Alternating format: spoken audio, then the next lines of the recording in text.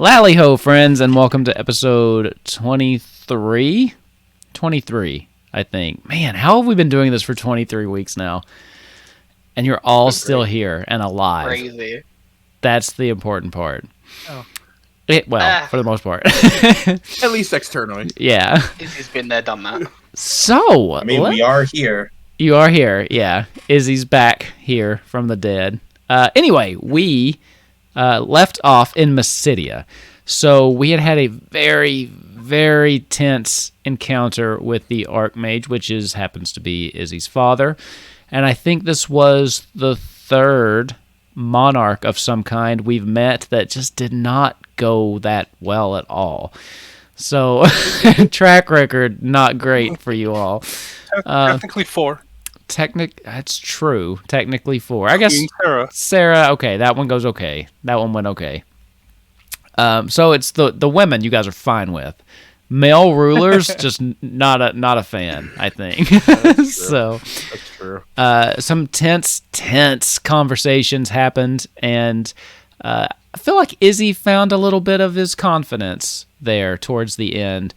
And we kind of set ourselves up to set forth on the next stage of our journey, and we've been given until sunrise, basically, to get the fuck out of town, because Odonis wants you gone. Even though Izzy was successful in the duel against his brother and was able to get the questions asked and answered that they needed, there's a clock. However, Hikael seems to be on a journey of redemption and rediscovery, as he's going to help you get out of town, and he's offered to give you access to the portal rooms to take you wherever you all want to go. And you basically have one final day in Mysidia. I do know that there was some things that we were gonna hit on, and then a little bit of shopping that's kind of happened behind the scenes, and we'll let you know what that is when we get to it. But just kind of kicking it off, Grunthor, I do know that you were going with Hikael to basically donate some blood, right, for his experiments into the snake pox, which originates from, he believes, where you're from. And then I think you wanted to pay a visit to some other people before you left town, right? Yes. Okay. So, let's pick up there. As you go with Hikael back to his laboratory, he basically just takes a couple vials of blood, no big deal, for use in the experiments that he's going to do. But after that, you ask him if he wouldn't mind taking you back to see the people one last time, and he seems hesitant at first. He basically, after he kind of takes your blood, he sets it down. Are you sure this is the best idea? It didn't go so well last time. Even if I don't see them, if they can at least hear my voice. Okay. We can try. All right. That sounds fine. Let's try that and see how it goes. Do you still want to see them? I'm trying to remember, did it hurt the last time? When you looked at her, yes, it did. You do feel like every time you see her, you feel like you're fighting back against something. And there's been times where you feel like you've gotten close to some kind of a breakthrough, but it does hurt when you gaze upon her. This time I won't. I'll say no. Just my voice is fine. Okay. Well, I think we can do that here. Have a seat. Have a seat.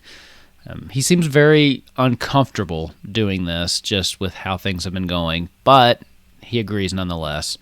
As you take a seat, and he just kind of takes a steadying breath, and you see him just start to cast a spell, and between his hands is just this small glowing purple orb that starts to form. As he pulls his hands apart, it gets larger and larger until you can just hear some faint sounds of what sounds like a young child. Again, probably the 12, 13-year-old. Just kind of playing with something, and just some slight laughter from the female. Hello? Can you two hear me? Yes. Are you the one from before?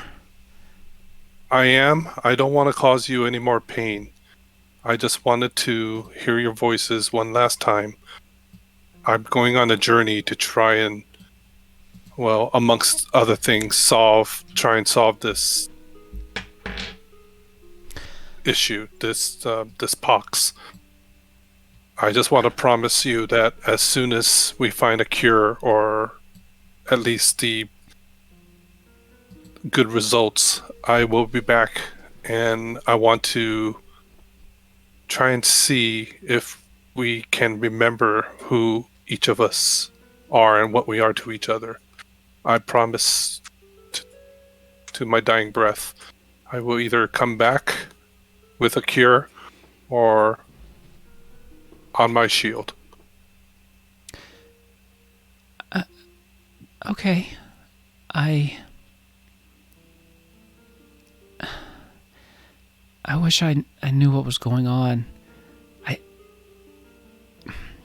When I saw you, I felt like I know you somehow, but I feel like I should trust you. But I don't know why. So I'll go with my gut, I guess. Trust in Hekael. I believe he has the best of intentions for us as well as everyone. He's been nothing but good to us. Be safe, Please, whoever you are. please rest, and we'll be back.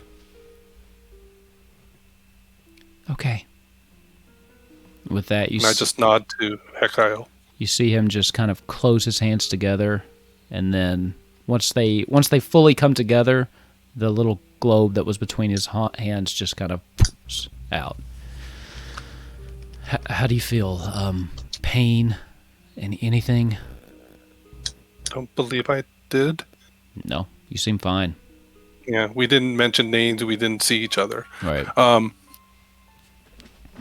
Everything I said is true. That's what I plan on doing. I want to help solve this. Anything you need of me towards this, it is yours. Literally, I will give my life. Well, I hope it won't come to that, but I'll keep it under advisement.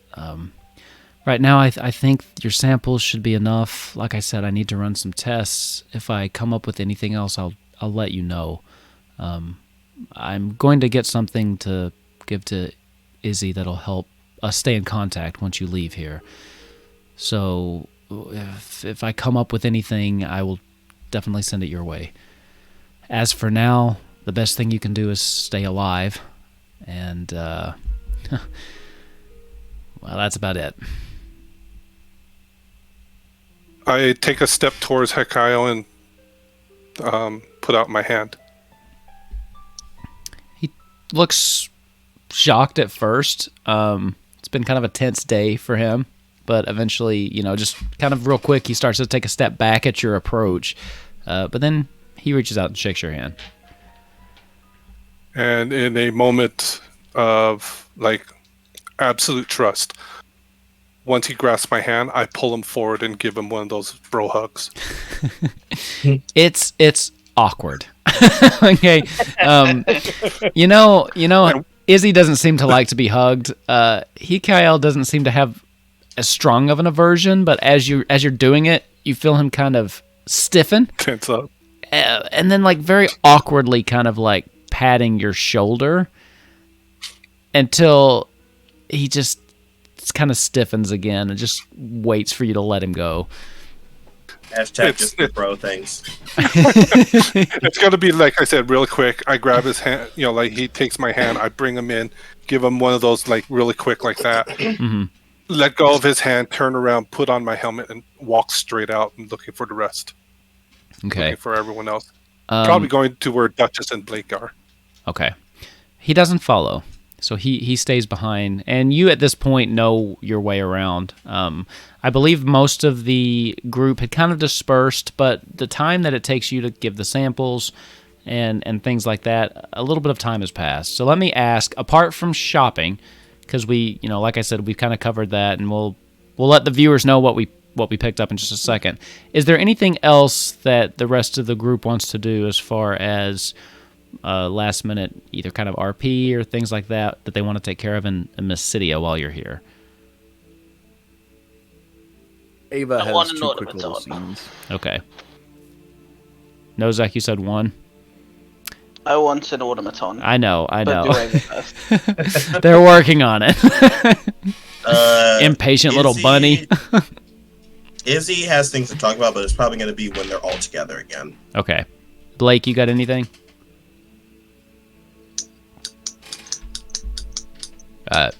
You're muted. Can't hear you.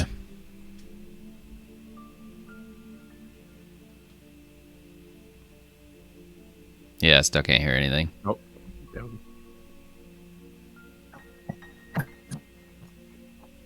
We can hear you moving your mic, but we can't hear your voice. Technical difficulties. Okay, well, I know you said Speak what. slower. Speak slower. We're trying Well, to read your lips. Over accentuate your mouth when you are talking. All right. While she's figuring that out, Ava, Nope. what did you say you wanted to? What you say you wanted to do? Semi earlier into the day, he would approach Izzy and just say, Izzy, do you have any extra blank paper and quill and ink I can use? I have a story I want to write. He looks up and he says, what type of maze do you take me for? And then he hands you extra paper and quill and ink. You'll notice it's rather Alright, nice. good. It's rather nice paper too. Like high quality. Speaking of which, I don't think, I'm going to be honest, canonically, okay, so I don't think Izzy actually has any spells where he needs paper. With your subclass, so if I don't know, anything- maybe not. Yeah. If hilarious. anything, he would just use it to make spell scrolls. Mm. Ava, what are you what are you doing with the paper? Are you ready for a loaded question, Izzy? Strange way to start something, but sure. Do you trust me? I trust you in combat. I trust you as a friend. I do not trust you to not steal unless we implicitly say not to, though.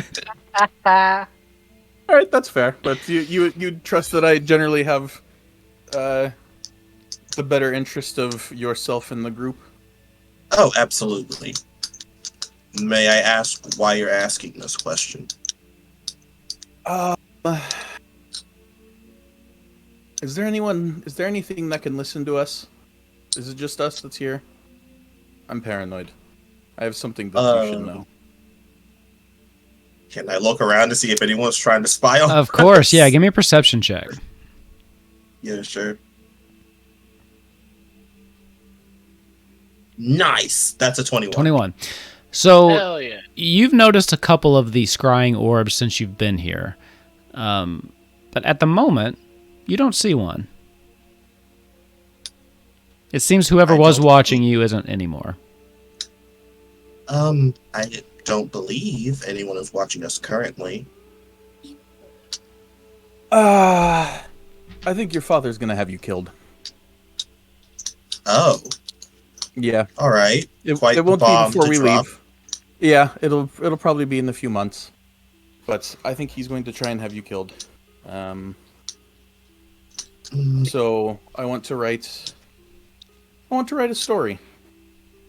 And if everything goes according to plan, this story doesn't incriminate you, your family, or anything, but it's it'll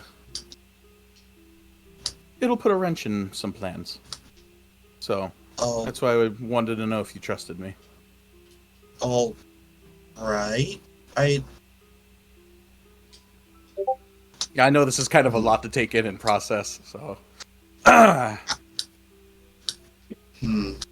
I disagree with that. However, from what he's shown, I know that there's no way for me to change your mind. So, regardless, do as you please. Just be careful. Fair enough.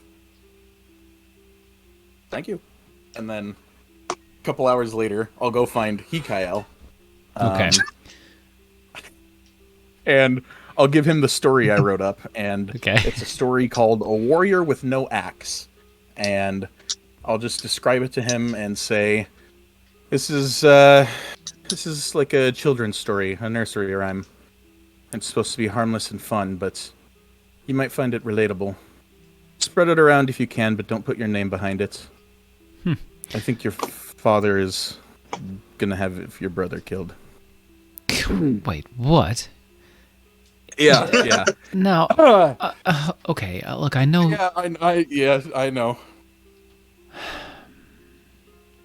What is the story? He starts to skim through the story. Do you have a gist? Like what is the story basically trying to convey? Like a quick TLDR. Exactly. There's a group of strong warriors that use axes. The strongest tribesman has 2 sons. One of them is naturally skilled with the axe, but the other does not take up to the weapon. They shy away from the axe, gets banished from the clan, sent on a quest that would surely to get them killed. But the brother meets friends and comes back home to visit family. The tribesman pits up the youngest brother against family, and despite winning, still gets exiled from the clan. So it's kind of like a subtle, I guess not really subtle, but it's like a hint at Izzy's and the kind of relationship that we have, but changing the shit to make it non-mages. As a little more fantasy-esque. Give me a persuasion check. Fantasy in a high fantasy world. Switch it to low fantasy, actually. 7. I'm gonna use my inspiration. Go for it. And reroll. Fuck. 5. Okay. Nice. So he Wow. he kind of looks through and reads the story, and you see as he's reading it, he kind of smirks a little bit. And once he finishes, he looks up. I can't believe that my father would try to kill his own son. Despite their differences, I just can't buy that. Now, this is a nice story, and I don't care to share it around, but I think you might be missing the mark with... Our father's a very hard man to get along with, and he's definitely tiresome, but I don't think he would ever stoop to murdering his own blood. I do appreciate how much you look after my brother, though. All I'll say for one final point is that, obviously you know your father better than I do, but the own King of Cornelia threatened to murder his own daughter, the one that I serve right now, and it's his own bloodline. Give me another persuasion check with advantage. Ooh. Power makes you a little crazy. Natural 20 for 24. Let's go. As you say that, you see just a little bit of the color drain from his face. Seriously. You've witnessed this.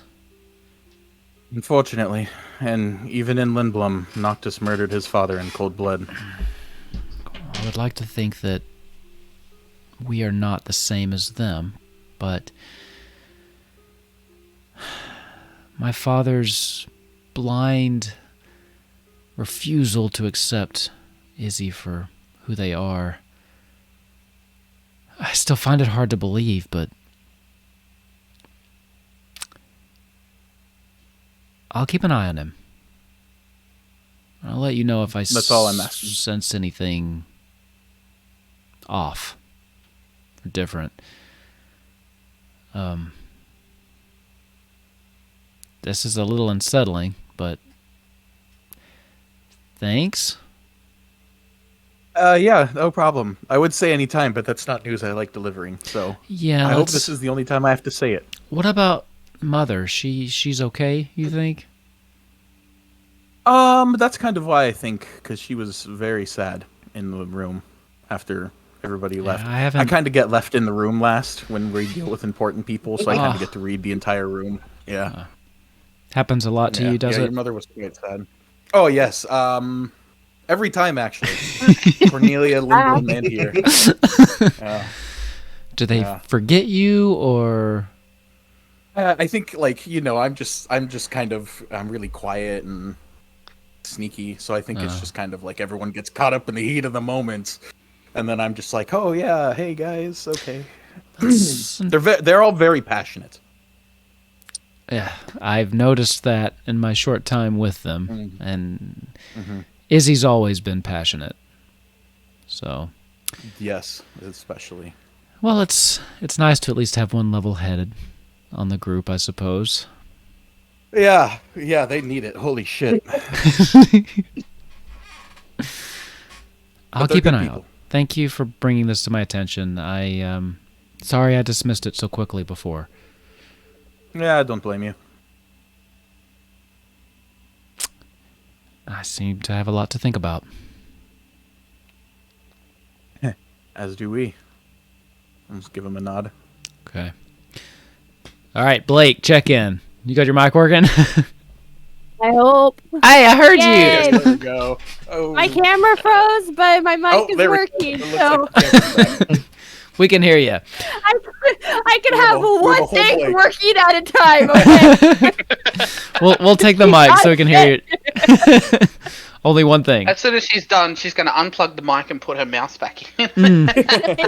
No, my mouse is working. I just turned off all the pretty lights, so I'm like literally sitting here in the darkness, like with just the monitors. So if I make typos, that's why. Oh, yeah, no problem. What was it you said you were trying to say before? If you remember. I was trying to say that Blake did her shopping to get her stuff, and then she probably went back to the castle and the room and tried to read as much of the medical books as she can. And, the time that there's left. Is there anything in particular you're looking for in the books? Not really.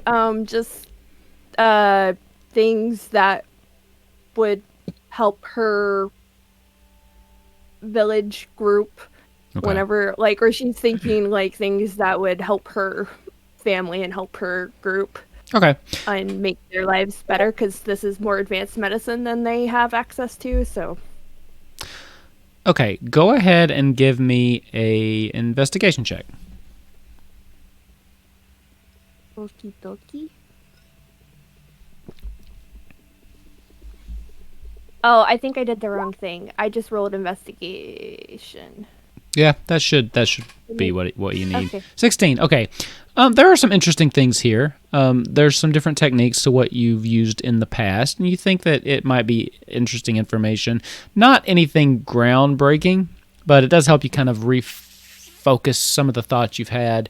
Again, there's not too much on this particular plague that kind of passed through your town, but for general illnesses, you think that you've at least found a couple things that could probably save a life or two. Different things that you may not have been able to do in the past. So definitely some good information here that you can take back with you. Just rip a page out. No. Okay. So, in answer to your question that you sent me, Grunther, yes, that should be fine. If you want to drop another 50. So, the end of the this is Grunther's. So we all had the payday episode where you all blew through all your money, And then Grunther got that free suit of plate mail, so he was the only one that had money left over. Oh yeah. So now this is because he was saving up for that, and now this is Grunther's payday. So where he's just like throwing Gil out like it's nobody's business. Oh, yeah. He also has a +1 to his shield thanks to Nozak now. Grunther's gonna get hard to hit. So at this point, the day is drawing to a close. It's later in the afternoon. You're finishing up your business. I do know that most of you went out to the markets and bought some materia. So we're finally getting to experiment with some of the materia. Who all picked some up? I know that Grunther picked some up. Ava, Blake. Did you get one too, Nozak? Okay. Yeah, I'm gonna grab the one for myself. Okay. Everybody but Izzy. I mean, the person who needs it the least, I guess. So what did everybody get? Izzy got nothing. Nozak, what did you get? There were fire, ice, and thunder available. I was gonna go with fire because forge, haha, thematically. Okay. But I think I'm gonna go with a blizzard. Okay. Materia for Nozak. And then Blake, what about you? Do I have to pick two of the same? It doesn't have to be the same. No, it depends. So the way that it works is at this level, at this current with your gear, you could put one in your weapon and one in your armor. Typical standard level equipment like this can't hold more than one materia slot without breaking down. So you could easily pick two. Yeah, I was gonna get come back to me. Okay. Grunther, I know you bought, beyond buying everybody's for them, because they're all broke. Dad, You got Daddy. two additional fires, right? Yeah, one for my armor, which had the slot already, Okay. and then another one for Duchess, and that way I could ride her into fire. Perfect. Oh, And then yes, that's so cool. Ava, you got the thunder, correct? I got thunder, so now I have a boomstick. Okay, so the way that this works, for those of you that are now coming into the materia, when you equip it, will always give you the cantrip that's associated with that element. So fire gives you firebolt. The ice one, blizzard, gives you, I think it's ray of frost. And then the thunder one gives you shocking grasp. And that will be the case depending on no matter what you equip it into. If you equip it into the weapon, it does provide an additional 1d6 damage on hit, similar to what Grunther's Eclipse does now. And the damage type is based on the materia you selected. Confusingly, the thunder materia does lightning damage, but you can blame Final Fantasy for that because that's just how it works in those games. So that's how it goes. If you, however, put it into your armor, you get resistance to the damage type instead. Again, thunder being lightning. So, Nozak, what were you putting yours into? The fire, was that an armor piece that you wanted to slot that into? I picked blizzard, and I'm gonna put that into my armor. Yeah. Okay, so that would be resistance to ice damage. Yes. By the way, you guys can add resistances on your sheet. Yeah, it's super simple.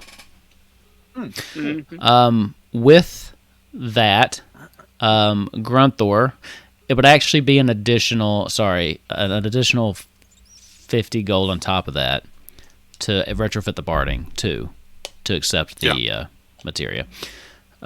So you and Duchess now have fire resistance as well. You only get the cantrip once, so if you have two of the same level, if they're both base level, it's still just the one firebolt that you get. There'll be additional materia later on that will affect stuff like that, but as far as the cantrip itself, it doesn't double up or anything. Ava, I think you put it in your beat stick, right? So now you have a thunder stick. Yeah. And then Blake, did you figure out which two you wanted? You doing one for armor, one for weapon? Is that how you're doing it? No, because people aren't helping me. I'm trying to make a decision, and it's hard. I gave my 2 cents. I know. I realized. Hang on, let me just delete these messages. I did not read properly. Blake's like, help me, and everyone's like, no. Yeah. No help That's for you. amazing. Like, help me make a decision. And basically, there are cases for all three. Oh, yeah. All What? three. And I tend to not check the Thunder. Discord chat while we're playing because I got too many other things to check. So, Fire, thunder, and ice are all actually pretty common, with fire and thunder being the Yeah. most. That was okay. And then the argument being that we've still got a fire crystal to deal with. Okay, I was gonna say, So it's if kind you of want- in the name. if you want DM input, there's a fire crystal. So there's that. Okay, so I think fire on the mace and thunder on the... Because if I put thunder on my chest, then that should make me resistant to getting shocked, right? Yes, that's Even though I resistant have a metal space point. to lightning Okay, damage. I want it. Yeah. Ooh, You can edit it by Yeah. clicking your little tab that says defense and adding it. Yeah. that's an interesting combination too. I'll have to keep that in mind. And then your weapon will deal an additional 1d6 fire damage. And I can't be crit or Oh, shocked. look at that. That's part of your subclass, right? No, that's the breastplate I have. Oh, yeah, that's right. That's the right. That was the one that you adamantium. picked up. Okay. Very useful for a cleric to have. Awesome. Yeah, So, because I'm little. I am squishy. so I think in session 0 I got critted and I was like, never again. That was. oh yeah, yeah. We did an unstreamed session 0 just for Blake to kind of get used to the party, and just threw a Learn how to monster at him. cleric. Oh, it was rough. Oh, All yeah. I did was grease, and it hit everyone else but the enemy. We should have recorded that because it was great. That would have made like a great just like B-roll One-off. episode. Everybody just, it's just like acid dream, and everybody's like, what happened?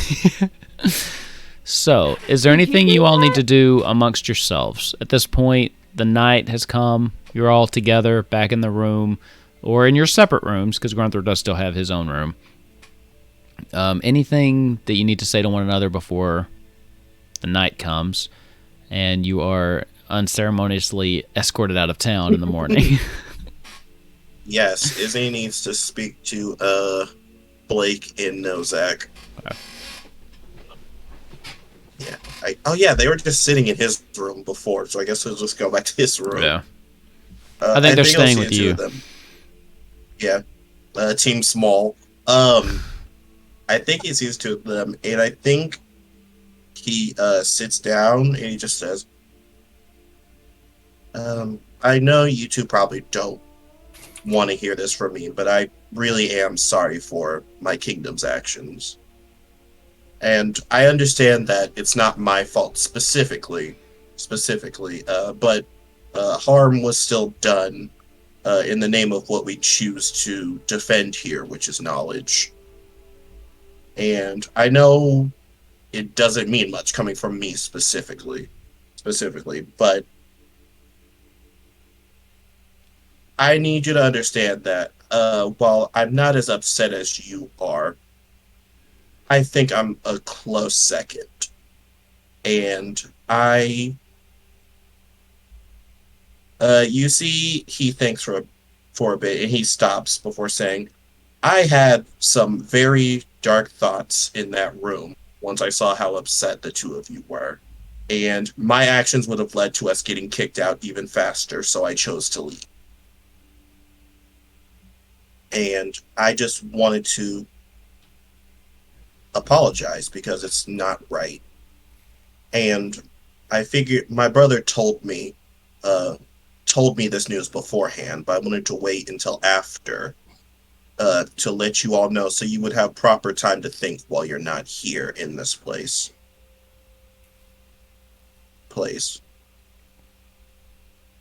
I'm sorry for these actions.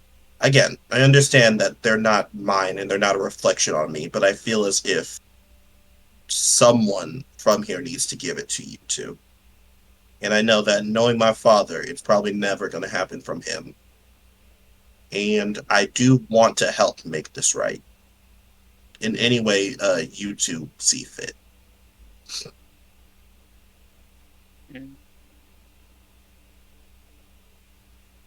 I don't know Blake's situation. So, your feelings on how we found out, essentially, is going to be very different to mine. But even in talking to Hikael, there's a lot going through my head, and I can't stand here or sit here or do anything without realizing the hypocrisy of my own situation, in the sense of I can't necessarily be too upset knowing that I created the military for the Empire. So I've, by proxy, essentially done the same thing as what your dad did, which is murdered so many people with my own creation. Because I basically brought the Empire to its current military state. So I can't deny the hypocrisy of the situation there. The difference is I didn't directly kill anyone. I sat there in the churches and would talk to people and tell them they were going to be okay. I sat there in, in the hospitals, in the healing stacks, and the tents that we set up, and lied to children saying they were going to be okay, that we're going to find a cure, they're going to be fine, they're just going to go away for a little bit. And we knew they weren't going to come back. We knew that no matter which male, female, child, creature, no matter who we sent away, they weren't coming back, and we knew that. But there's that difference of I have been in a by proxy similar situation, so I can't be too upset knowing I did essentially the same thing in a different matter. So the disgust and hatred that I have for your father, who's the one that pulled the trigger, essentially. Not you, not Hikael, nobody else. It was your father that pulled the trigger and got it all done. And I said that to your brother, that I don't blame him. I don't blame you. I don't blame anyone else but him. And the reason is because we now have someone that we can put the blame onto. That's what makes it so hard for me. Is before we didn't have someone to blame. We just thought it was the gods or the icons fucking with us. But now we have someone that we can put the blame onto. Now we have someone that we can't get answers from. But we have someone to take it, essentially. That's what makes it hard for me. So, I can't say that I do or don't accept, because I've been in that position on both sides. So I know the thought process. I know how they were thinking. And that's what hurts the most, is that I hate that I understand. So as much as I hate him, I hate myself for my own realizations in, as I said, the hypocrisy of the situation for myself. So I can't say or do anything than just silently steep and hope that I'll figure something out later, and hope that I can change myself and the way that I've thought for the past 1,000 years to be that better person later. But I still want to kill your dad. And that's the main feeling I have at the moment. It'll go away, I know it will. But right now, that is how I feel. Knows that she's going to go back to kind of like tinkering with shit. Actually, what he's going to do is at the end, Izzy and Ava, are you in the room?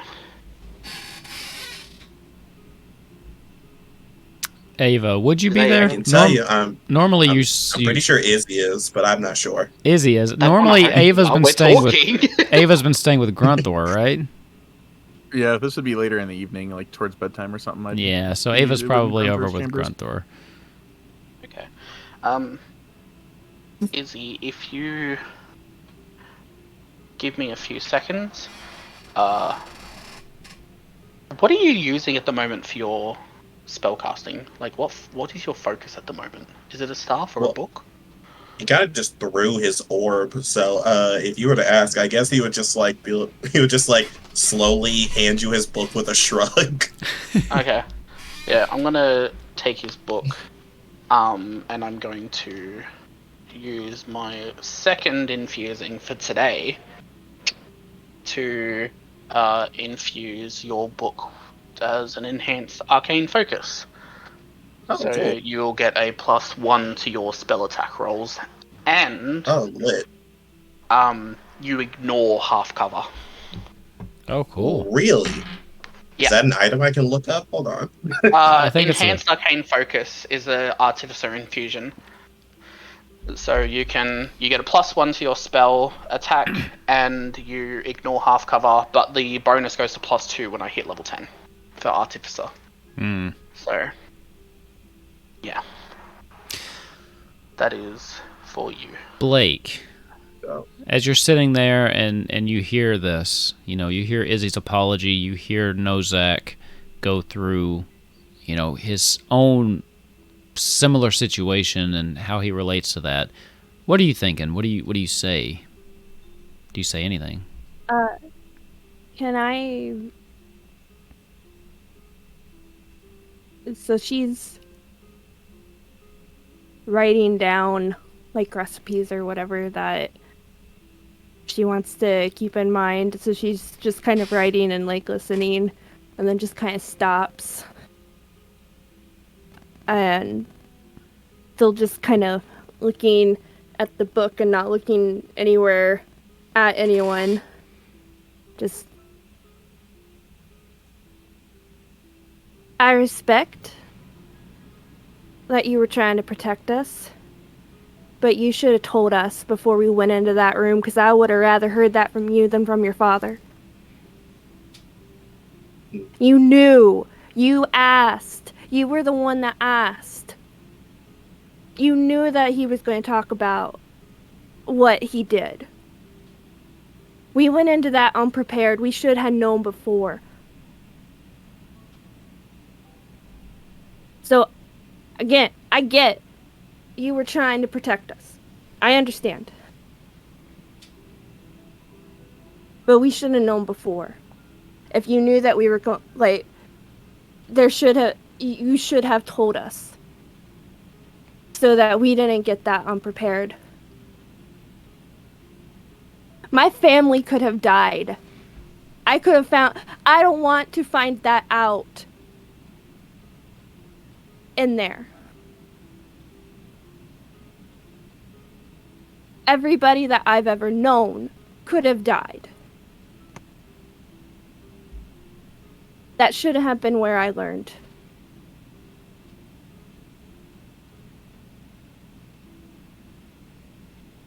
And say what you want about your father or that he should die. This city is going to collapse on itself. This place is poison and we need to leave. That's all.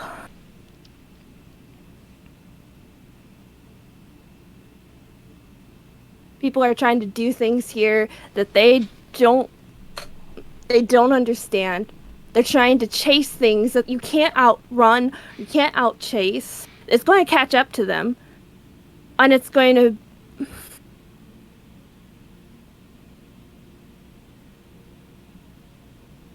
The sooner we get out of here, the better. We got a job to do. Calm emotions on Blake? No, I'm kidding, I don't have that spell. Blake has a trademark on that spell, by the way. No one else can take it. That's a Blake-only spell. Does that cast Quell Fears on Blake? Izzy, you have any reaction to that? Yeah. He nods and he says, I didn't realize it would come up. If I did, I would have done just that. But as I said, I do apologize, and we will be out here as soon as we possibly can. Especially if that'll help you feel better, Blake. And he gets up and he says, now, I'm going to be in my library, probably picking a few books to take on the road with us. If you all need anything, please let me know and try to get some sleep because we need to be out here as soon as we possibly can.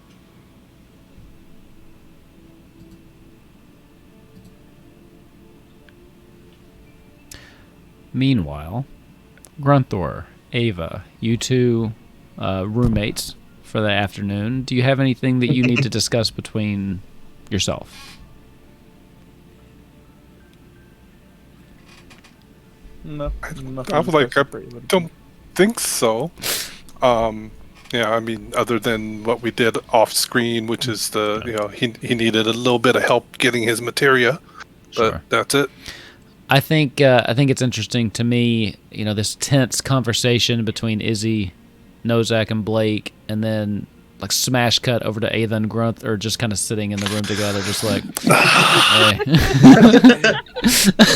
Just letting electricity flow through my hands.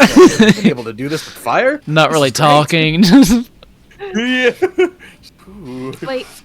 Blake is just like, "Where's the chicken? I need a hug." I told her to stay with you, so she's with you. Okay. Blake is just sitting with the chicken, Okay. just like. The chicken is Blake's calm emotions. So- It really is. Duchess is her emotional support animal. yeah, we need to get Duchess one of those vests. One of the Yes! best. Yeah. No, that's what her fire resistant barding. yeah, she needs a sign that says like, I'm working, don't pet me, and then on the other side, the one that lets her come onto the airplanes and stuff with you, or the airships. ESA animal. Yeah. Right. Blake just Well, it one just has like airship. a handle for Blake. Yeah. Hold on to. Oh, it's like the side of like those those buses like in the old movies, like in the 1940s, with just like the kid holding onto the side. Yeah. That's a Blake holding on. She just has like a part of the saddle where she can just like hold on whatever Duchess runs Hold off. on, Grunthor's riding. You're holding on the side. I love it. Duchess. Oh, we got the saddlebag, remember? We need to. No, I want to. We need to expand the saddlebag and have little seats. We'll have to look into that. We just swaddle up Blake and It's just put like her in. Yeah. So, the night comes, the night goes. You all get a long rest, completely uninterrupted.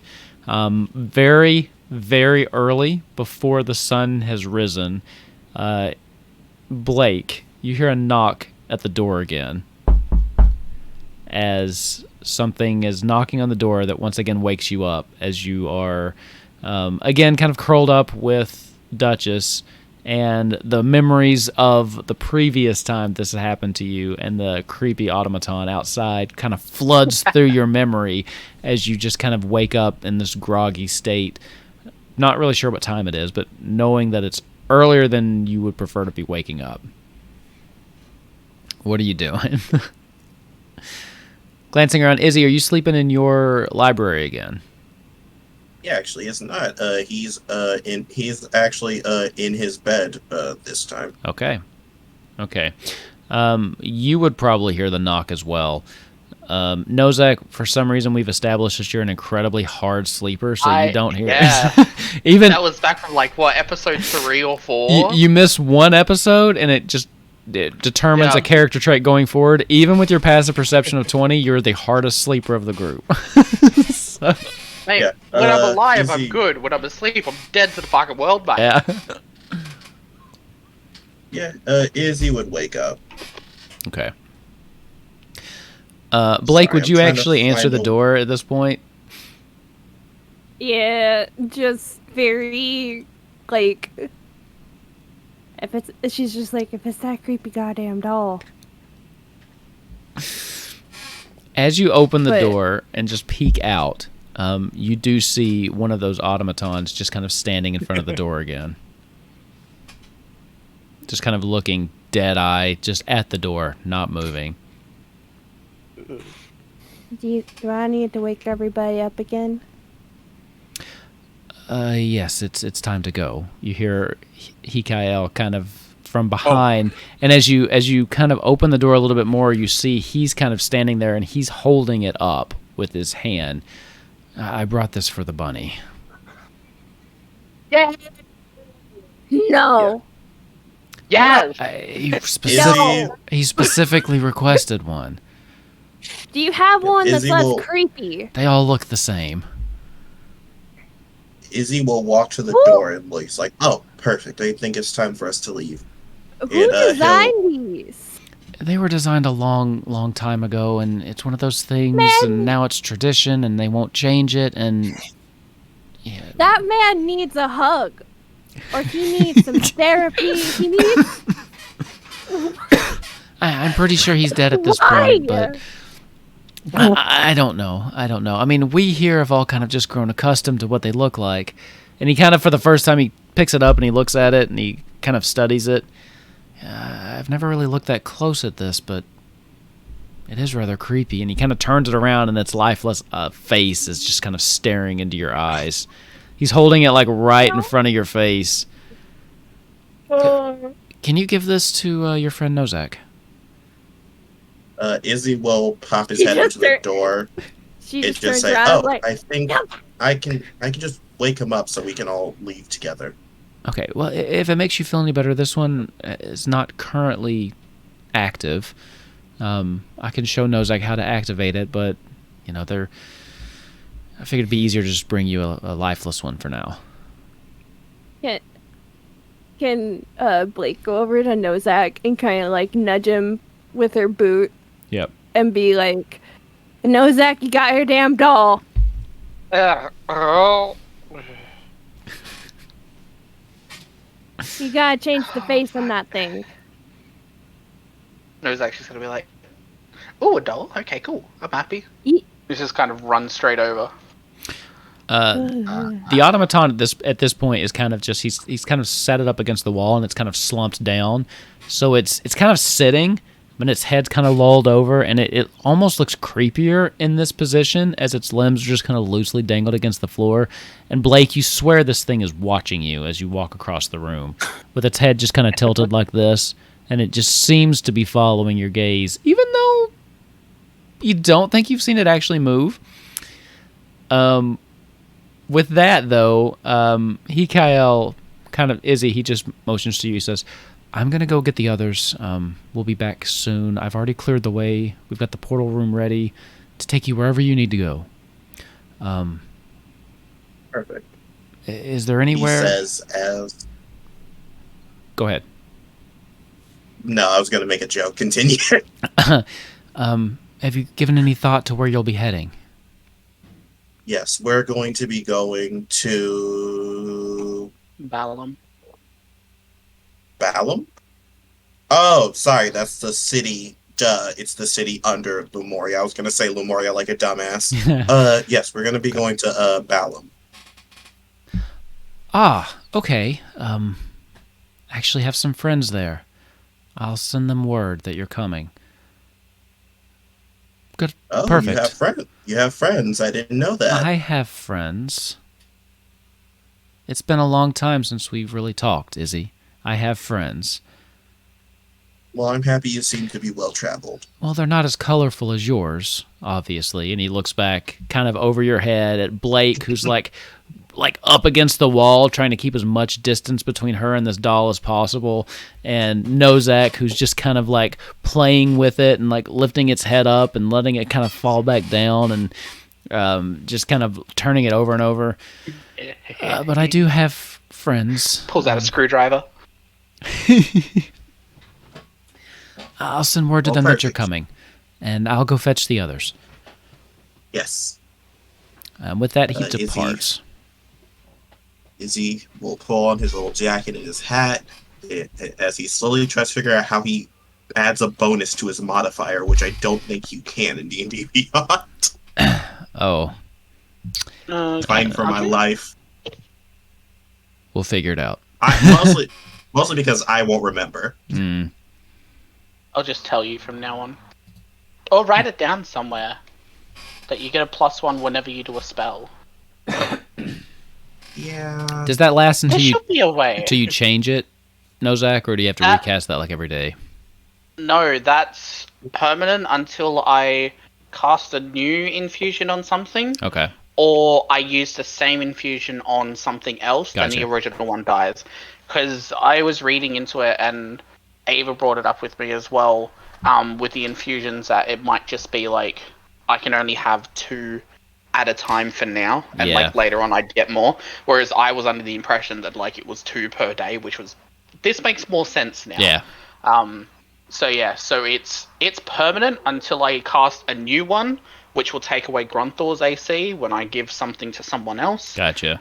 Or if I cast the same infusion as Izzy's on something So the else. oldest one will fall off if it's a new one. Yes. Okay. Yeah. Perfect. Few minutes later, Grunthor Ava, Hikael comes to your door as well, just to rouse you. No creepy doll in tow this time.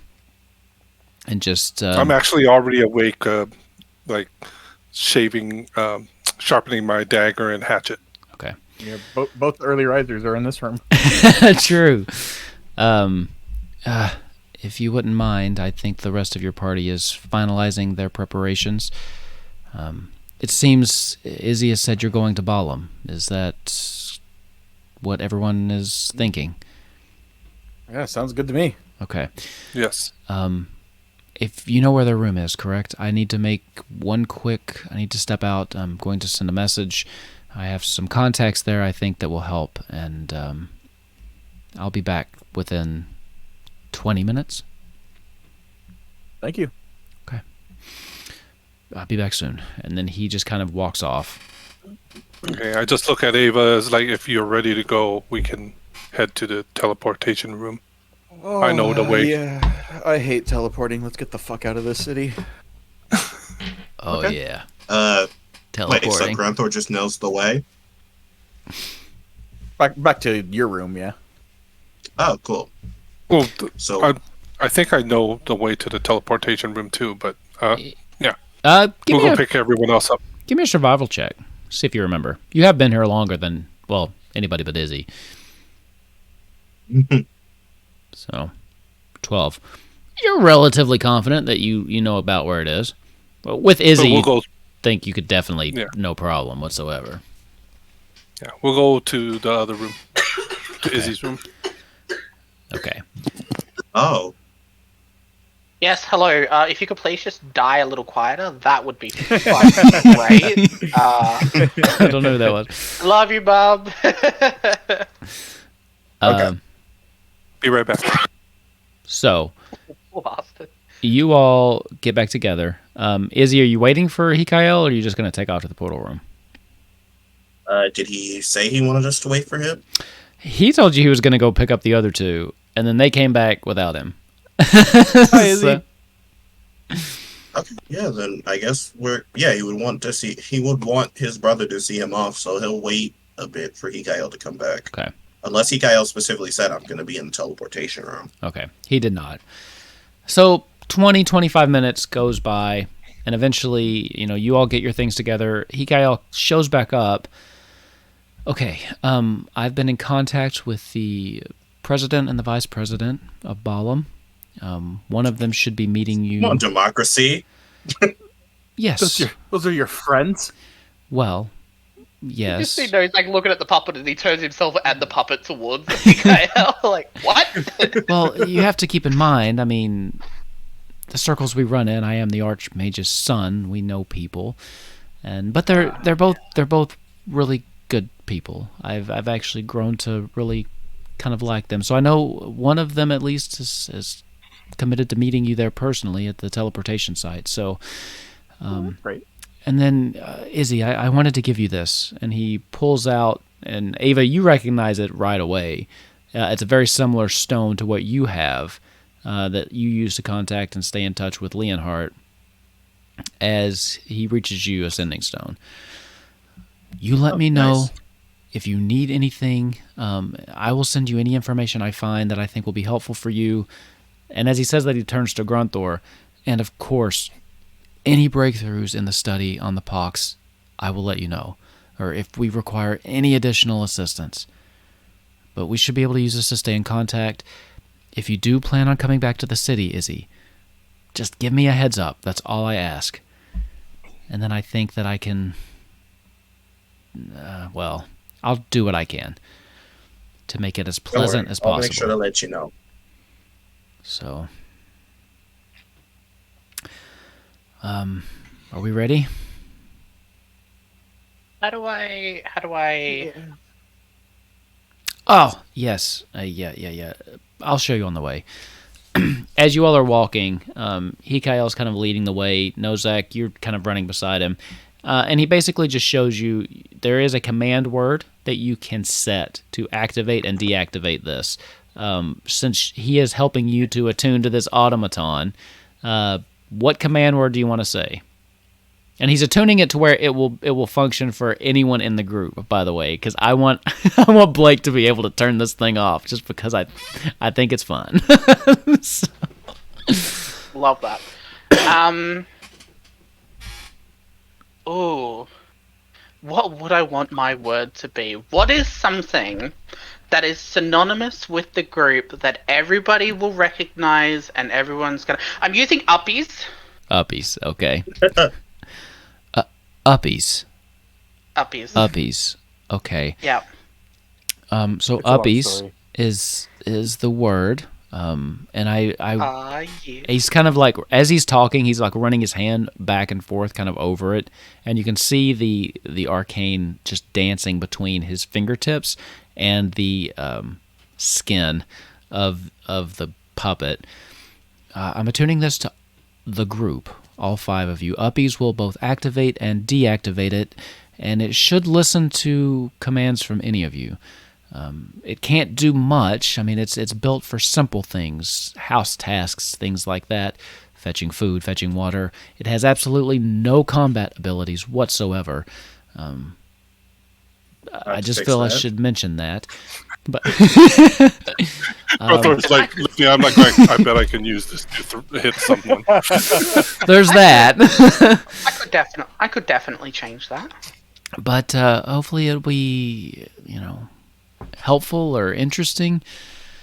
Try not to lose it. They're somewhat expensive, and probably can't swing you another free one.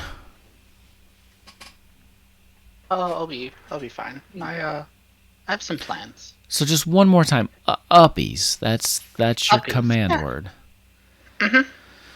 Okay, and you see as he's kind of finishing the incantation, he kind of gives you a look, rolls his eyes a little bit, and says, "Uppies," and then kind of just taps the thing between the forehead, and you see it just kind of blink and just sit up in his hand, and then immediately finds Blake and just stares at her like this. Okay, I managed to create an item for my enhanced arcane focus. It took 30 minutes of searching, but I did it. Yes. There we go. Nice. So, you all make your boy has way. a +7.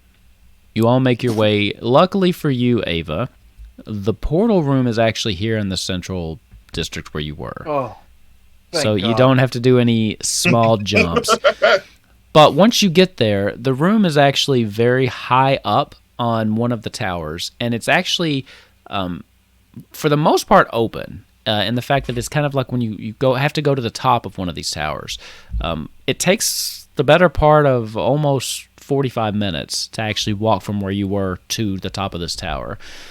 It's not actually enclosed either. It's covered, but there's openings around where you can see out and basically see most of the city. Even in the distance, you can see other cloud, clusters of the cities kind of floating.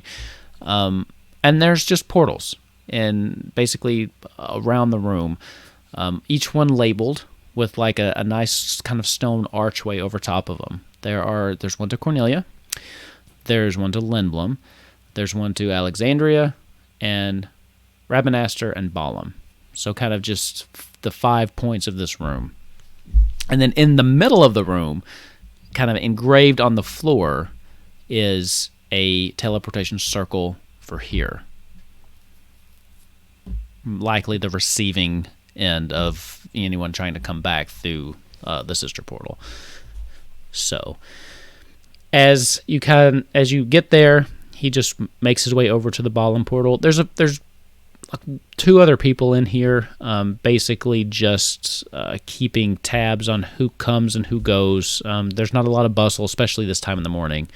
As he walks over, the portal under each of these is just kind of this swirling blue, just glimmering arcane. And as you look through it, you can actually see what looks to be a field of flowers of some kind. Beautiful white flowers as you're looking through into the portal of Balamb. Well, this is, I think, where we part. I don't know what else I can say to you all.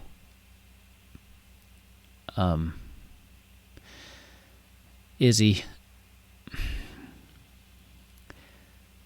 was good to see you, and it's better to have you back. Don't be a stranger, okay? I'll try. I'll try to. And I mean it.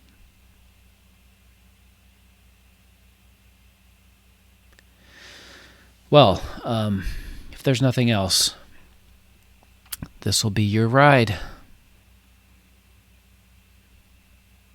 Anyone want to volunteer? Oh, I'm just gonna get it done with. We'll go first. Grunthor's going to take a look over at Cornelia real quickly, jump up onto Duchess, and then travel through. How closely to Cornelia are you looking? Like, are you actually kind of trying to peer through the portal, or just kind of giving it a sideways glance? Just a sideways glance, because I know myself that if I see anything, I'll probably dive right through without the rest. That's what I was asking for. So, drama. Yes. So, everyone except Ava will have no problem. But Ava, it's one of those things, man. You know, that nat one. We just got to keep rolling with it. You know, I'm good for one thing, and it's overusing a joke and beating a dead horse. So let's give another Constitution saving throw. This morning, Ava had a nice breakfast, and it's gone. What is up with you? Every single... Yeah. My God. Oh my God. As everyone else goes through, Izzy will watch them all go. And then as he sees his brother's about to leave, he very quickly runs. He gives him a very genuine hug, out of character, for him before going to the portal, just say, "I'll see you next time, brother. I love you." And then you see he just makes a heart with his hands before jumping through. Right before you, as you hug him, there's a moment of just surprise at first, but then he embraces you tight. And there's like a relief to it too, as he's hugging you back. Just this, that you can feel the tension just kind of leaving his shoulders as he just embraces you. And as you're going through the portal, lucky to take gold aside for therapy. As you're going through the portal, you hear him say, "I love you too, little brother." And then he sees his best friend Ava throwing up. As you step through, you feel what is very familiar to you, Izzy. This just slight tug in the pit of your stomach. It's not bad. I mean, it's nothing nauseating at all. But in one moment, you're in Mysidia, high above the world. You know, in the clouds above, where the air is thin, at the top of one of the towers. And then in the next moment, you find yourself in a field of flowers, as far as the eye can see. Looking down, you see the faintest etchings of a teleportation circle that you step out onto, that's hidden amongst these flowers. And then very off to the side, you see Grunthor kind of patting Ava on the back as there's a nice patch of flowers that has just been totally ruined. Totally ruined with vomit. It feels so good to be on the ground. There's nothing funnier than the idea of "I love you."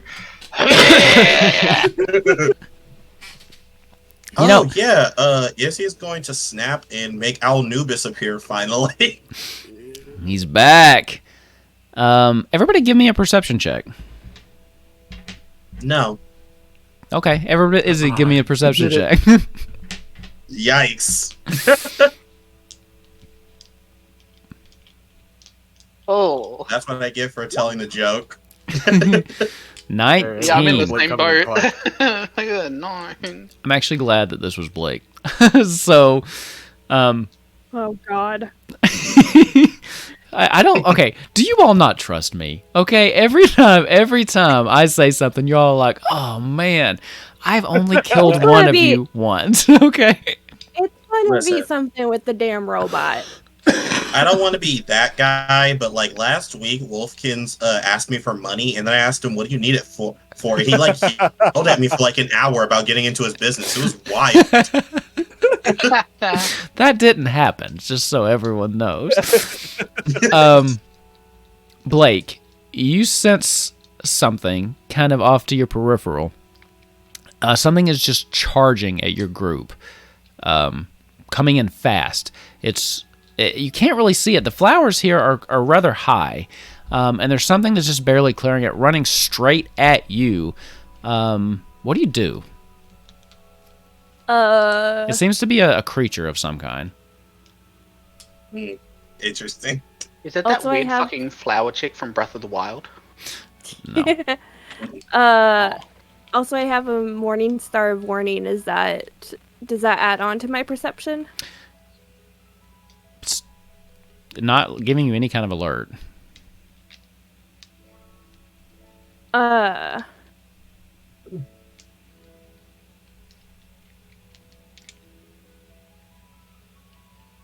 Blake pulls it out and pulls out the mace and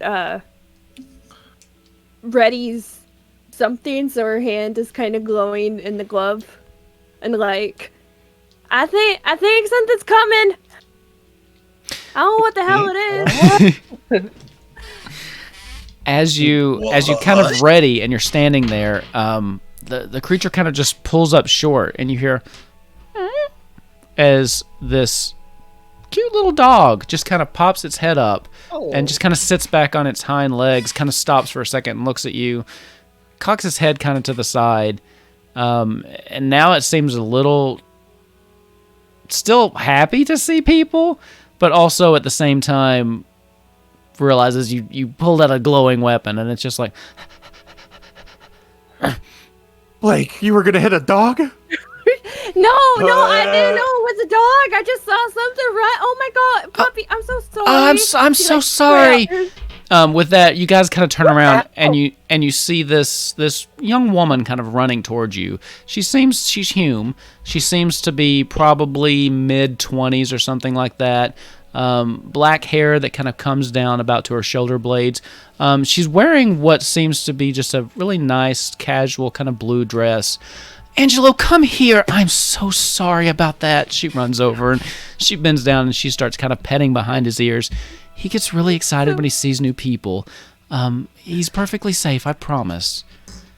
So Blake totally thought the dog was speaking for a moment. I did too. It's like there's been a creepy robot this morning, gone through another teleporter, and now there's a talk, and then something was running at her, and it's a talking dog. So it's just like the little Lalafell brain is just still kind of worried to catch up. Like, what? The hamster wheel is turning. The hamster is dead. There's been a lot going on in the last couple of hours, okay? Well, it's not just that. Blake has had like the month from hell too, because Blake is just goes to Lindblom like la la la, and all of a sudden she gets swept up in all this stuff like out of nowhere. So she looks up and she goes, "Are you Hikael's friends that I was told to expect?" It depends. Are you Hikael's friend? Sorry. Oh, yes, sorry. I'm Renoa. This is my dog Angelo, by the way. And she just kind of starts scratching his head, just kind of giving him like all sorts of little pets.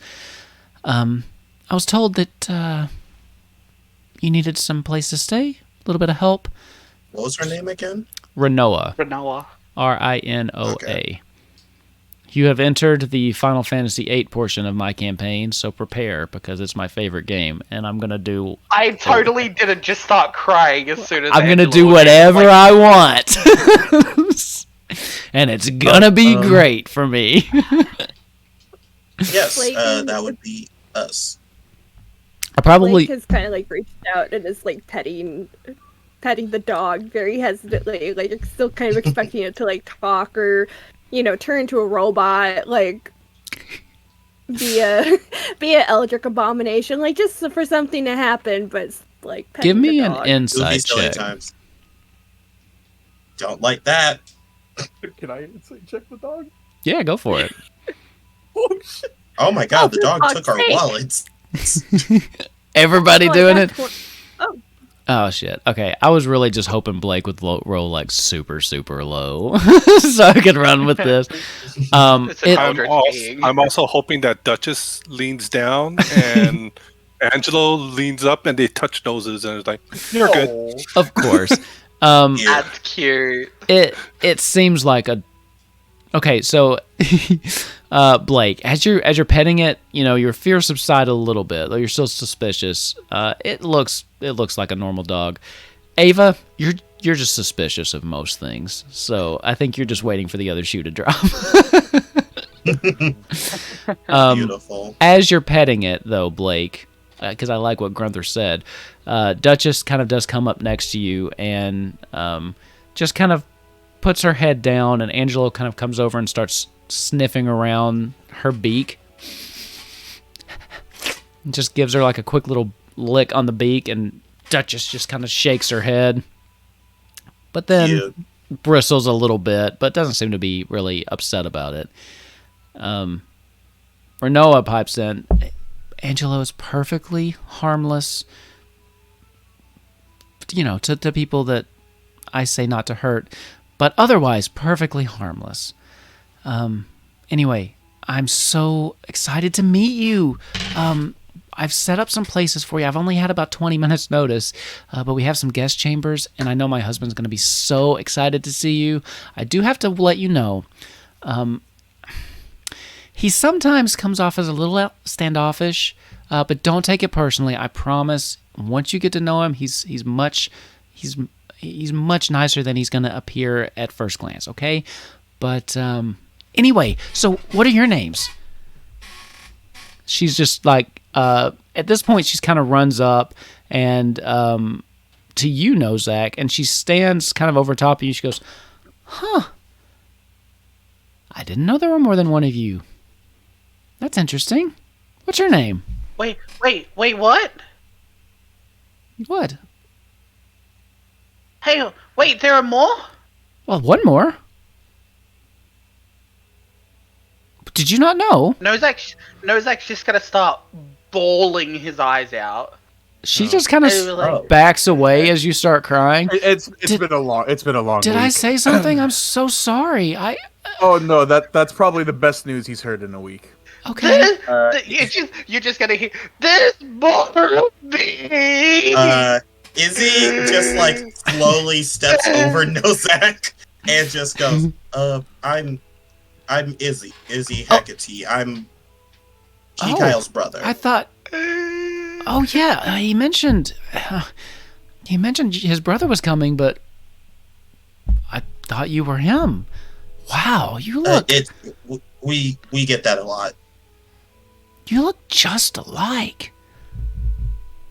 Yes, we are twins. I mean, yeah, I figured, but wow, it's just, and you know that, but wow, it's really uncanny.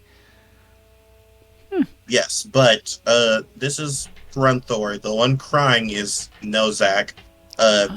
That's our friend Blake, and this is Ava. At this point, Blake, Angelo has kind of pulled herself away from you and gone over to Nozak, and as he's kind of sitting there crying, she like kind of sniffs him and then starts nudging his hands, trying to get her head under his hands for pets, and then just I was actually gonna like wrap their little arms around the dog and just start falling into the dog's fur.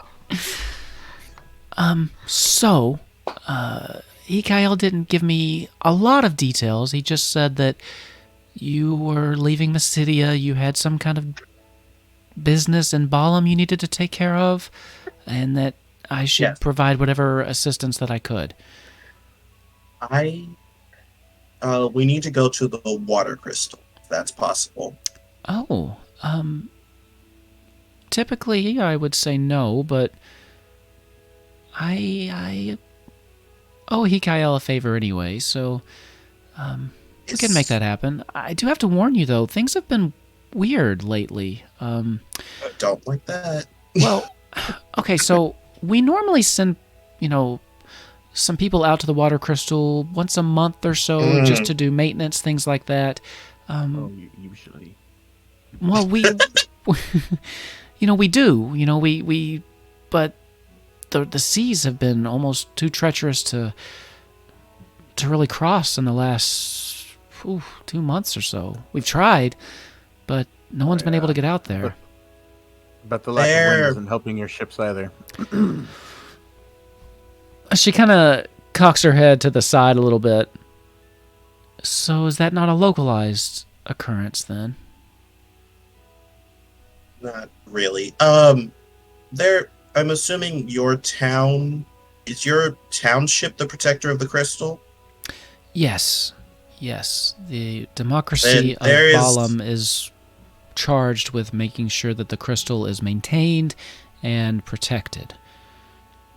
Then there's some info, more specifically about the safety of the crystal, that we should probably give to you in a place that's private. She kind of looks around, and then for basically as far as you can see, it's just a field of flowers. She's like, okay, I can take you back to our house if that would be a better place to talk. I could introduce you to my husband, and he's the president, by the way, of Balamb, and then we can go from there. Maybe have a little war council or something. Or whatever. Strategy meeting. I love her so much. Regardless, we need to speak to whoever's in charge and whoever he or she or they see fit to join. Okay. Well, I mean, he's president. I'm actually vice president too. Just you know. Okay. It was great. But sorry, that was above table. So, I mean, I can definitely help. I mean, it was one of those... That's a story, I think, for another time. But, yeah, if you'd like... Angelo, leave him alone! And you look over, and Angelo's just, like, licking a Nozac all over the place. And she goes, get over here! Grunthor, can you please just get Nozac and let him cry it out? I look down. Oh, I look down. I climb down from Duchess, and I'm like going. I go up to Nozac, and I'm like going, uppies? Knowing that it'll turn on. When you say that, the automaton goes and just pops up and stands up really tall. No. It just kind of scuttles over to you and just looks up, well, like awaiting commands. And Renara goes, oh, that was scary as hell. What is that thing?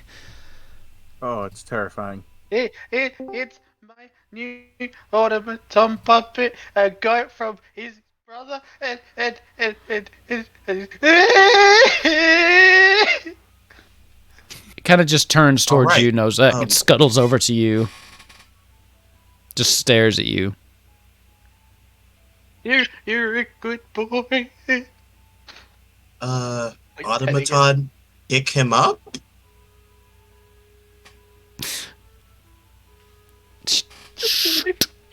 Kind of like just kind of scoops him up, like you would carry like a bride or something like that. Just kind of holds it like this and then turns and just walks over to you, Izzy, and just is kind of following you. If you start to walk, he walks behind you, just carrying this like sobbing Nozac. This is the best gift ever. All right. We can, after we give you the news, we can get into whatever other bunny person is here to meet Nozak. Oh, holy fuck! I'm in tears. So, your home or private quarters or? Sure, yeah. Follow me. And then she just kind of turns around and go ahead. Sorry, Grunthor. Grunthor's going jump back up onto Duchess, seeing that the automaton is taking care of Nozak, and I'm going to offer a hand down to Blake if she wants to jump up and ride on Duchess also. Yeah, Blake is like sitting kind of side saddle. And the legs aren't even like hanging off of Duchess, they're just like straight out. Like, as she turns to go, she sees you, Ava, and she goes, "Oh, that's an interesting stick you have there. Can I see it for a minute?" She kind of points to your staff. Sure. "Oh, thank you." And she like looks it, turns it over. "This will be perfect." Whoosh! And she just whips it as far as she can into the distance. Oh. As Angelo goes, "Arr, arr," woof, and takes off. "It'll be back in just a second, I promise. Thank you." He seems like he's so few people travel with walking sticks these days. And she just turns around and starts walking off. A lot more people should. It's only a couple minutes before Angelo comes bounding back with the staff in his mouth and just kind of drops it at her feet, and she picks it up. "Good girl." She scratches her head and hands it back to you. She never gets to really play fetch anymore, so thank you for that. You shape water to get all the slobber off.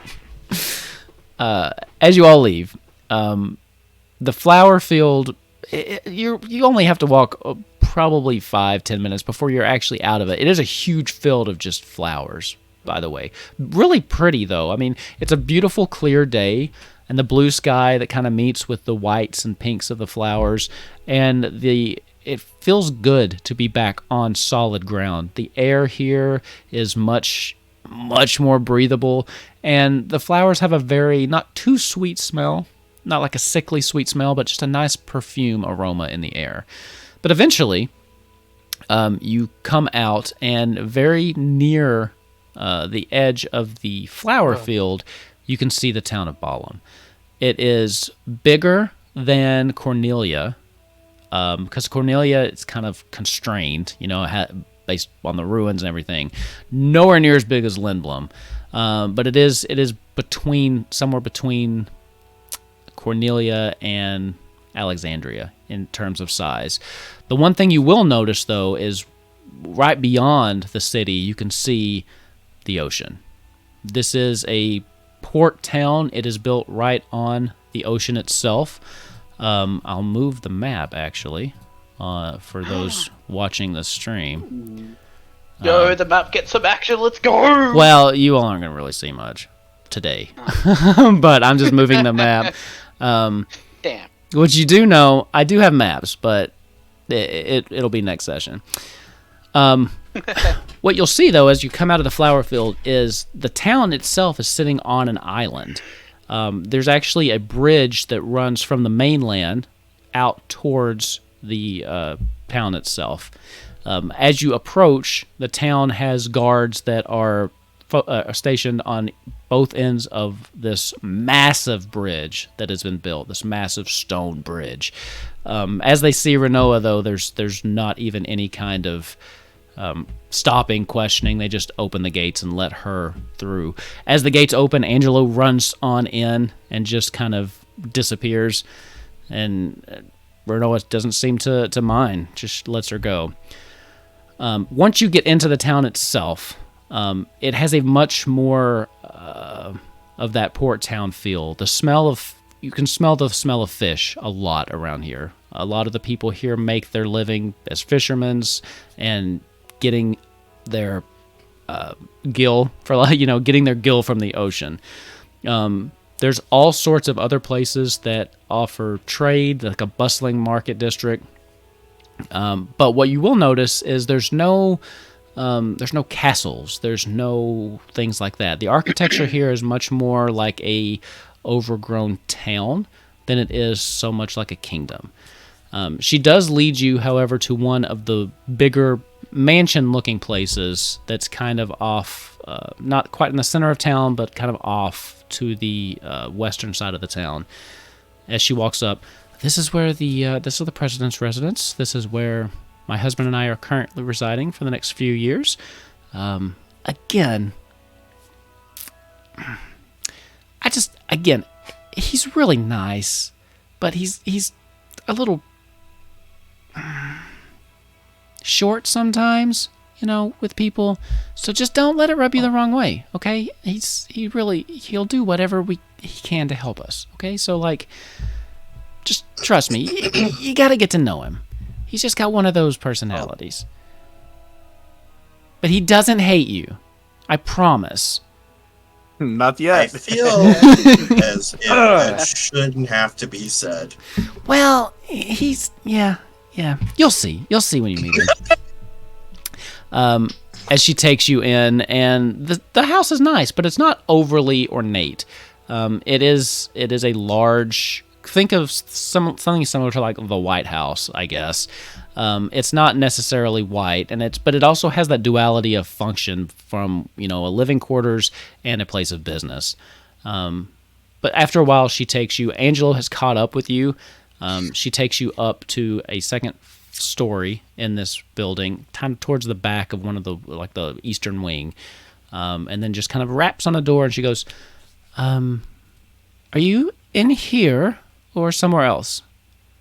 Although I guess if you were somewhere else, you wouldn't answer. So just, are you in there?" And then there's like a sound. He goes, Yes, I'm here. She goes, "Oh, okay, good, great. I have guests." And she just kind of unlocks the door and opens it. I'm already loving this dynamic. She just kind of kicks in, and you see this man that's sitting behind a desk just kind of look up, startled for a second, as you all kind of come. Well, she comes bursting in. Angelo runs around and starts hopping up and trying to get pets, and he kind of reluctantly starts petting. The guy his hair is a little bit long, kind of about down to his shoulder, also kind of spiky because it's a Japanese RPG. You'll notice that he does have a scar that kind of starts above one eyebrow and kind of comes down across his nose. As he looks up, he goes, "Guests? Oh, is that where you ran out? Is this okay? Hi." That's all he says. He just kind of goes back to work. "Oh, come on. Get up and say hi to these people in a proper manner." He just kind of rolls his eyes, shuts the ledger that he was writing in, and kind of just stands up and walks around to the other side of the desk. "Welcome to Balamb. My name is Squall. Nice to meet you." He looks at Renoa. "Is we good?" "Hello, President Squall." She just rolls her eyes. "Oh, don't call me that. Squall's fine." Renoa pipes in. "Yeah, he didn't really want the job, but people just kept voting for him, and he couldn't really say no because I wouldn't let him. But he's been doing a really good job." He goes, "Oh, God. How can I help you all?" Renoa's just kind of is finished crying now. At this point, Renoa has gone back around, and she sits down in his chair that he was in, and she just kind of leans back, and she's playing with Angelo. He just kind of looks over his shoulder. Whatever. Anyway. Yes, I'm president here. Much to my chagrin, I've only got 2 more years, and then I'll be done. Not if we get reelected. Oh, God. Anyway. A king. Love them. Anyway, how can I help you? Renoa did mention before she took off that you were friends of Hikael. Oh, I see that you've come with them. It's been a while. That's my brother. Oh, okay. Whatever. Anyway, what can we do for you? We've come to discuss the water crystal with you. Okay. Grunthor sorry, says Tom. under his breath to Ava, is like, hopefully this one doesn't try and kill us. Yeah, we're not related to him, so we should be good. Fair. More specifically about the trouble that may be coming with it. So we've been on a mission to, how do I put this? To protect them in a way. I'm not sure if you've heard about what's happened in the Empire yet. As you say that, him and Renoa kind of exchange a look, and then she pipes up. We've heard whispers. We've cut off most of our ties with the Empire a while back, but we do try to keep... She seems to be carefully choosing her words. We try to keep eyes on them. Well, let me explain it to you in full detail. And he's going to basically explain what happened. Okay. Fades to black. As you kind of finish that, you see that Squall has tensed, and his jaw is kind of firmly set. The Princess of Cornelia... The Princess of Cornelia is safe. If you want info on that mess, I can, but I feel like it would waste time. So wait. Basically implying that he left out stuff about the beef between Cornelia and him. Okay. When he says all that, I'm going to say Queen Sarah. Oh, sorry, Queen Sarah. Renoa pipes up. Wait, Conrad isn't king anymore. That Technically, is no. correct. Well, maybe we could resume trade now. She looks over at Squall. Possibly.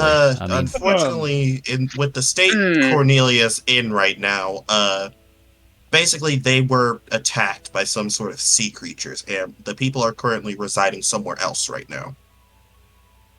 Again, they exchange like knowing looks to one another. We've actually been having issues with that ourselves recently.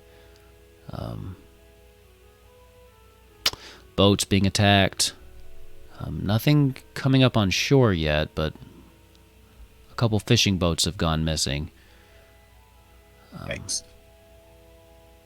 Was there any Well, report of what it was? We haven't been able to determine that yet. We've sent out search parties, but they didn't find anything. I don't know if Renoa told you, but there's also been uncharacteristically rough waves recently. Our last two attempts to actually get out to the Wind Crystal for our monthly maintenance was unsuccessful. Well, Noctis, without giving too much detail, Noctis did mention that he seems to be in cahoots, as they say, with the Betrayers. And from what we found out, we managed to defeat Tiamat, but the Betrayers seem to be siphoning energy from each of the crystals. And that's the mission we would like to continue here. Getting rid of your Betrayer while also getting to the crystal, because he looks at the others and kind of shrugs because he doesn't know how much to tell them. We have a connection to them that for the security of the mission, we can't entirely divulge all of the information, but we're not here to cause any harm or destroy the crystal in any way. We just need to check in, make sure it's all looked at, and just kind of, something's happened in the past, we just need to keep up with things. We also need to figure out if there's a way for people to harm it. Harm the crystal. Yes, because if Noctis finds a way, things could end up very badly for everyone. Whoever's leading this, so actually, Izzy, you give me a perception check with a... No, sorry. Persuasion check with advantage. And then I'll try. after that last statement, whoever is in the room that wants to can roll an insight check. Hey, 23. 23. Was that a nat 20 too? baby. Okay. Yep. 23 insight. Wow, look at these. All right, where's Grunther with his natural 20s? Are you sharing the love today? Sure. Grunther's Oh, been no, that very, wasn't a natural. very generous today, sharing his nat 20, sharing his gil. 22. Okay. So once you say that, they seem to believe you. They definitely seem to buy into your story. Your connection with Hikael, looking just like him, and the story you've told seems to kind of jive with what, would fit into something they would believe. The last part there, when you say something about, is there anything that could harm them, you see Squall tense ever so slightly. But he doesn't say anything. I say Izzy didn't roll, so anyone else feel free. Yes, whoever rolled actually above a 20, so that would be Blake and Nozak, right? Nozak. When he says that, he kind of tenses, but doesn't say anything else.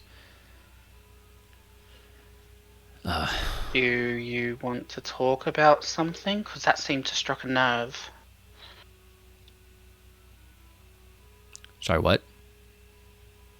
When Izzy mentioned and said that we need to check to see if there's any way to harm them, you tensed up. And that usually means there's some information that, whether you want to give or not, there's something that we need to look into then. He kind of looks back at Renoa. She's kind of gives him a little nod. Okay.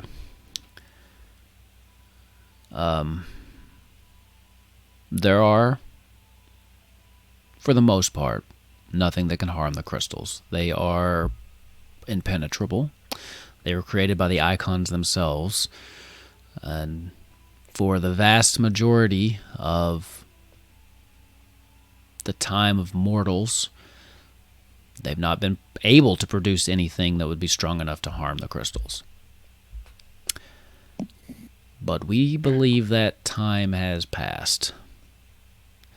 There's been intel that we've been receiving from within the Empire from recent years that suggests that maybe they've been working on something.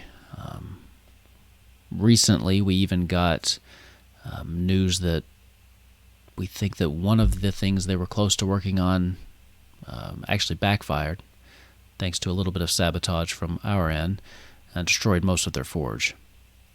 Luckily, hopefully that set them back a little bit. But, yeah, there's something. We've actually been in an arms race with them in this regard, and he hesitates for just a second.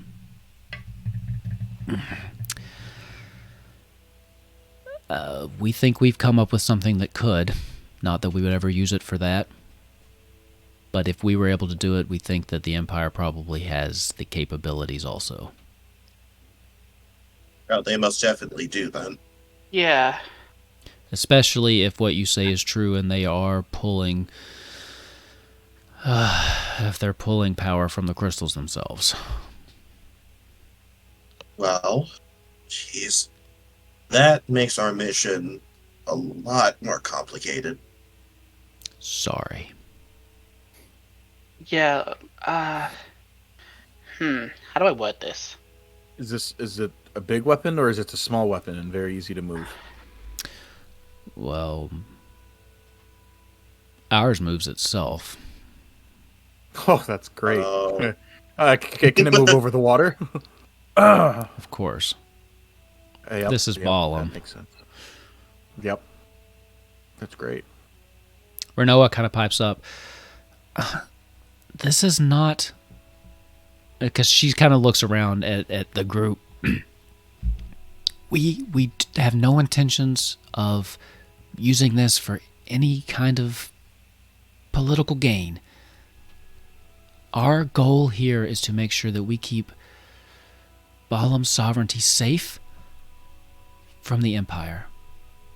Our sources indicate that the Empire has been slowly building something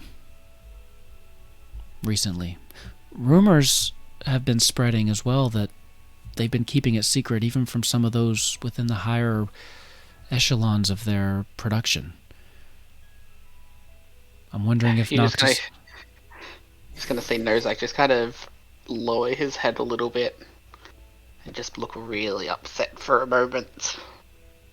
Or just looking back up. If that's the case, we definitely need to go to the crystal. We received word that we didn't really think much of it at the time because we didn't have any reason to suspect Noctis of any wrongdoing.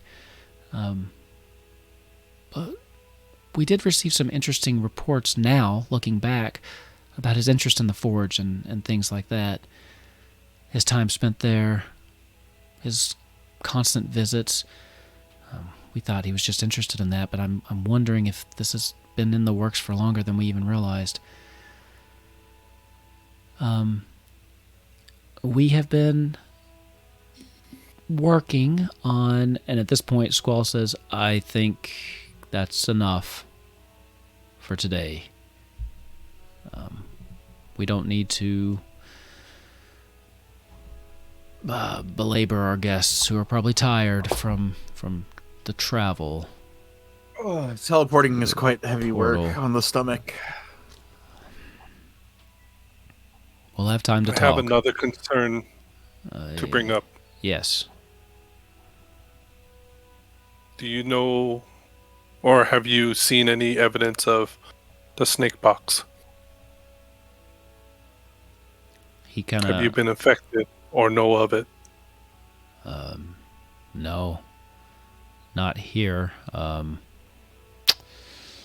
We did get reports of a small case of some kind of unknown disease in Windhill a while back, but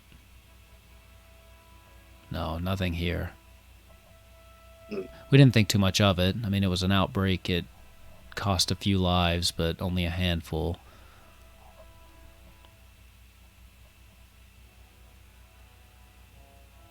Windhill. Yeah. Windhill on the map is just slightly north of Balamb. I see it. Yeah. It's kind of like in a crescent kind of shaped lake. Yeah. Well, if that's the case, I think that'll be the perfect time for us to lay our heads for the day.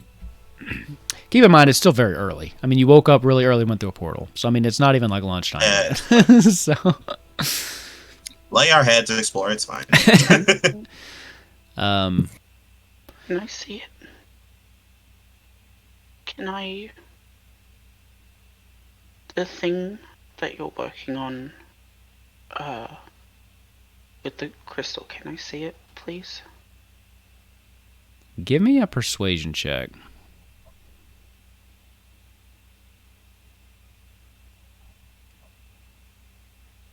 $11.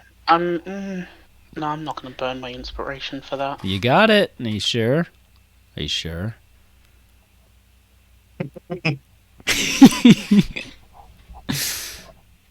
What are you doing? You want to keep it or you want to save it? Well, it's either I get permission or I'm sneaking in. So... Okay. Oh, Lord.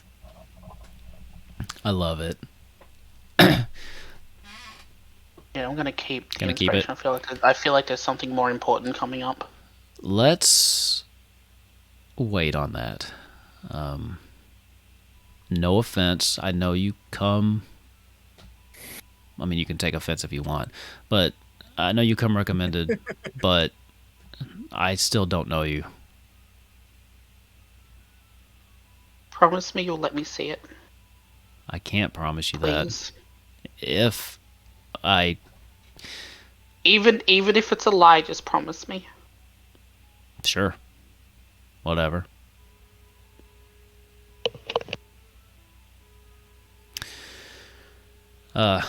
Well, he kind of turns around and looks at Renoa, who still seems cheery, but also at this point a little bit more on the uneasy side, based on how the conversation turned. And he turns back to you all. Anything else I can help you with? Because I've got we work. may need to procure a boat in the future.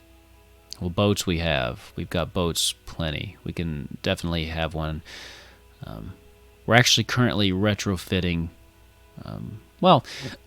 We have some additional technology that doesn't rely solely on the wind here. But now that the wind seems to be, well, gone, we're retrofitting some of our older boats too. I can tap one to be yours if you'd like. We're going to need the strongest one you can offer, because trouble seems to follow us. I'm so glad you came here. With that, you hear Renoa say, "Hush, God. See, this is what I was talking to you about. I warned you." Funny. A boat, yes. I'll have, let's see, I'll have my top engineer work on it. How does that sound? Sid should be able to have it Thank you finished so in a much. day. Thank you so much. Oh,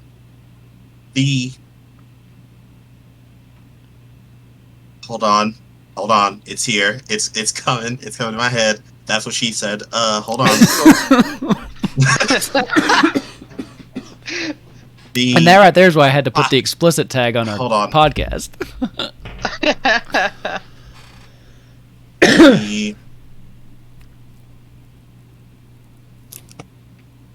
Hold on.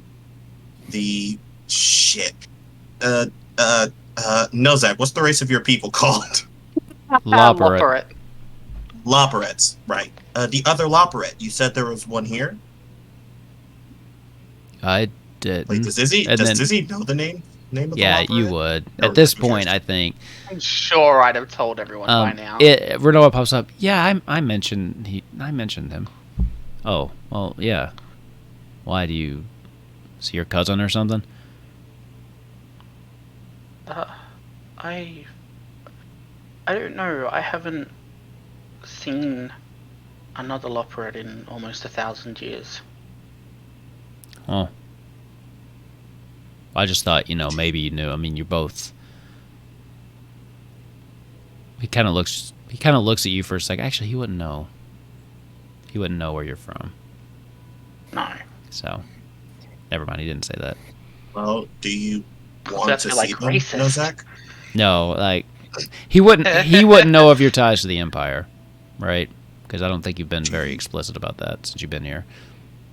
Not here, no. It's just the colours that I'm wearing, that's it. But actually, no, because at the moment I'm still wearing my formal gear. Formal wear? Okay. I'm still wearing my formal gear. No comment. Because I am extra as fuck. So, do you want to see them, Nozak? Yeah, it would. I mean, I should. They're pretty busy, and Renoa pipes up. Oh, yes, we'll introduce you. Wonderful. At your earliest convenience would be wonderful. Fine, whatever. He just kind of stands there looking. And at this point, he's kind of doing this awkward thing to where he's just like, kind of scratches his head. He's looking around like. So, where are we staying? Oh. Are you asking me? Renoa? No, I was more so referring to your wife. She just kind of hops up. She kind of stops petting Angelo. Well, actually, I was thinking you could. And at this point, there's a very frantic knock at the door. As both of them just kind of look towards the door. And the knock happens, and then just the door flies open. Oh, good, you're both here. We've had an issue down at the docks. They've made landfall. Oh, fuck. God damn it. Renoa, Yeah. Renoa says they've never come up on the land before. What? And then Squall at this point looks at you all. Bring trouble, huh? Well, at least I know you're telling the truth about that. All right. Could you tell how many? The person that kind of burst in is another Hume man. Looks to be probably early 30s. Just sweat pouring down. His hair's kind of plastered to his face. Couldn't get a good count. 50, maybe. It's bad. Okay. And we run. Your Squall, your people are probably going to need help. It's kind of our job to handle anything happening with our situation. So we're going to be there by your side. We can hold them off for a bit while you give orders and get people there. Okay. He looks over at Renoa. They kind of nod to each other. I'll appreciate any help you can provide. You say it's your job to help people. He walks over, and you see now on the side of the wall, under like a very nice fireplace, there's a mantle, and above the mantle there is this very exquisite-looking blade. But as the blade kind of comes to the hilt, instead of being like a straight-on hilt, it kind of bends, curves down, and there's a trigger at the end of it. You'll also notice God, that... I forgot this game is stupid. This game is awesome. Okay. You'll also notice This game is amazing. that there seems to be a barrel that kind of goes in towards the center of the gun, of the blade itself. As he reaches up and he grabs it and he pulls it off of the mantle. It's our job to protect the people of Balamb. We'll accept any help you can provide. Let's go kill some shit. And with that, we're going to end the session there tonight. He has been waiting for a moment like This guy is You so don't fucking understand. cool. I am so prepared for the next, like, however many episodes we're in Balamb, because I know Wolf is going to be going fucking hard on the roleplay, on the characters, on the explanation. Final Fantasy VIII is my favorite, okay? So that's why this entire Lemuria section is Windhill, Balamb, it's all Final Fantasy VIII. And it thought it made sense to tie it to a water crystal. And Wolf was vibrating when we were talking about going through water crystals. please do it. Also, gunbreakers are badass in 14, so don't be Hell saying yeah. don't be saying those gun blades are stupid. They're not They stupid. are, though. They're Even if not. the class is good. They're not stupid. They're great. They're the coolest weapon. I love it. Also, a little bit of a fun fact for on stream as well. In the mobile Final Fantasy game, the City of Romnia, we have abilities called Force abilities, and they team up one character with another character and they fight together. Fun fact, Squall's Force partner is Noctis. Oh, interesting. That is hilarious. Interesting. Oh, I am looking forward to what you all do and don't get up to. But above table, since that's like our new thing, I guess. I just felt like we needed a good combat, and it makes sense because there's sea creatures here. So Testing out some new abilities, baby. yeah, you all just leveled up. No. We'll put it to the test at the top of next session. So, and I kind of just assumed you would aid, which is nice. Nah, fuck him. Nice. I don't. I've had groups before that are like, I don't care. I pegged you all. With that though, thank you. First of all, players, for playing, and second of all, for going to Balamb, because now I'm in my happy place. Final Fantasy VIII is going to be just. This will be one of those places you're like, we're ready to go. I'm like, no, you're not. You want to stay here, don't you? You just want to stay. Let's keep playing Final What do you mean Fantasy all VIII. the ways? What do you mean all the ways out are blocked? They're all out. Oh, the crystals are now here. You don't ever have to leave. Balamb is just surrounded by waist-high shrubs the whole way around. Once you get on the bridge, collapses. It just moves itself out to sea. Anyway. Oh, damn. Izzy, we might have to use that return spell a lot sooner than we thought. Crap! I can't believe I gave you that. No. All right, I'll have to What? think. There's an anti-magic field around the city. Boom. There we go. Inspiration. Oh, I already have one. All right. Thank you all for watching. We will see you next week for basically what is the start of the Water Crystal arc. So, lally ho, friends. Bye.